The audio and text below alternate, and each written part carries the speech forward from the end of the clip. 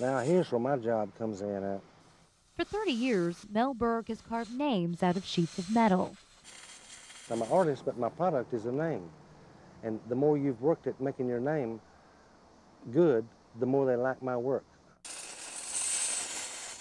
Recently, he's taken on his greatest work. This is the most prominent name I've probably ever done. Well, I met George W. Bush. He was governor of Texas. It was 1998. And I met him at the Henderson Courthouse. And he came out to my truck and looked at my work. And he touched this with his finger. And first thing he said, everybody touches my work. First thing he did was say, "Did you do this by yourself?" And there was a big crowd of people around my truck listening and saying, "What is Mel going to say?" And I said, "No, sir, God help me." And George W. said, "You got a good helper." And I said, "I know it." And I said, "I'll do you one like this for your ranch." And he said, "I would like that." I don't hardly ever make a mistake cutting. For 4 years, he waited to carve his masterpiece. It was the easiest and the best work I ever did. He made one for the president, his father, and Prime Minister Tony Blair. Come back strong, doing the president and the Prime Minister of England. His simple work was not simply done. I went in about 6 minutes and finished it out. Then I picked it up, hit it, and everything falls away except what I want to stay. And then there it is. A masterpiece for the president, which Mel says was blessed by God. Before I cut something out, I say, "God, please guide my hands. In Jesus Christ's name I come. Please guide my hands, and please accept everything I do in the name of Jesus Christ." And it works. And just like that, a sheet of metal turns into a work of art. Michelle Mortensen. There it is, Travis Bowen.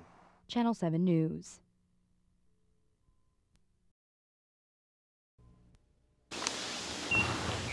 It's pretty tough. It's not that hard once you get used to it, though. But at first, it's tough.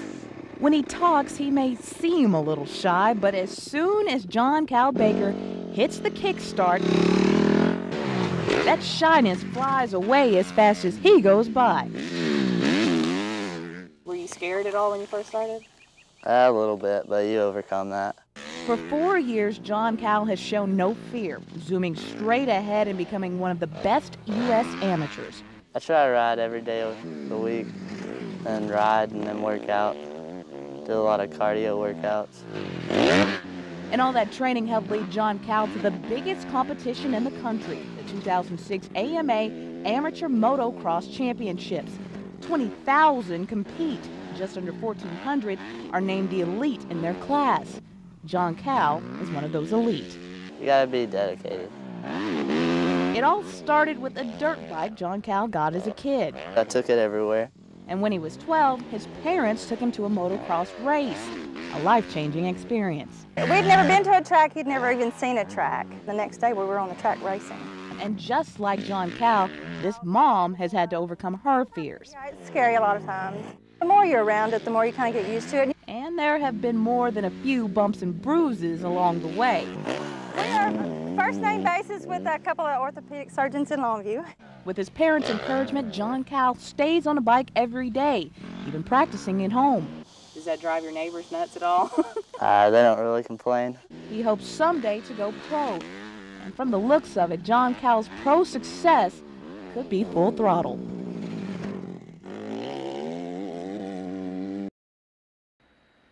Henderson County officials say when they got to the scene, they found 19-year-old Chantel Barrett dead.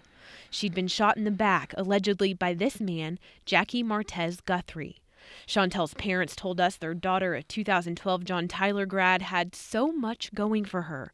She'd just been accepted to a nursing program in Corsicana and was scheduled to move next week. She's a good kid. She was only trying to protect her friend that was pregnant. That friend is 19-year-old Tiffany Hurd, who no one has seen or heard from since the crime.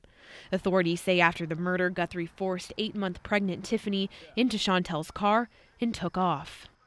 A neighbor who didn't want to show his face on camera says he grew up with Guthrie. He grew up fast, but for this to be happening, to hear it is just shock. It shocks me. That neighbor says he'd seen Tiffany and Guthrie together and didn't think he'd do anything to hurt her. He loved it. He talked about it when I was talking with him. And I don't understand why he would go this far. Officials say Chantel was killed instantly and did not suffer, though those who loved her are suffering now. And because she didn't deserve it, she was a good kid. She had a heart of gold. She had 2 sisters. She had a 3-year-old sister and a 9-year-old sister and a 13-year-old brother. And now we gotta explain to them why their sister's dead.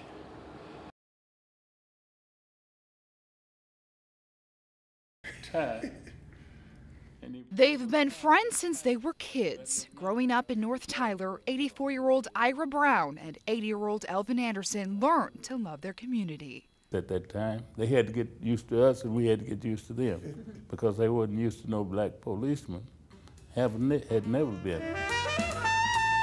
Brown joined the Tyler Police Department in 1954 after he was discharged from the Army. I needed a job. That's one reason. In fact, that's the main reason. About a year later, Anderson says he followed in his friend's footsteps. I really think following Ira Brown and Willie Johnson there, it was a lot of pride taken in those guys. And I just wanted to follow them there. They worked for two different police departments. In the beginning, Brown says police work was easy. Everything was segregated. And back in '54, our job wasn't hard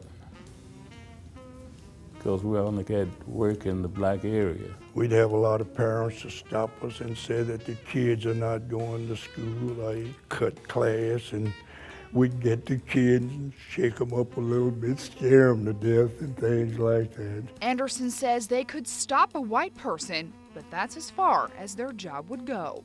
We have stopped them for violations, but we'd have to call another car in, a white patrolman. Back at the police station, which now houses the City of Tyler's Water Utilities Department, there were separate restrooms and water fountains. But when the city integrated, Brown says their jobs got much harder. Well, I had to go to work then because I was working all over town. And so it made a difference. After integration, Brown says he remembers being sent to Andy Woods Elementary School to pick up a janitor for questioning.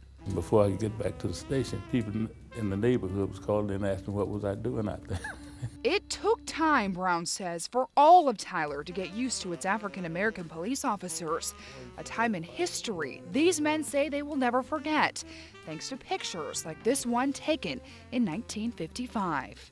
Brown and Willie worked the day shift. You notice the picture there, see, they were just coming from the fair, and we were waiting for them to bring the car so we could get in there to go to the fair. So that's why our shoes are shining and theirs all dusted up. When you see that picture, the 4 of you, what runs through your mind? That I made it.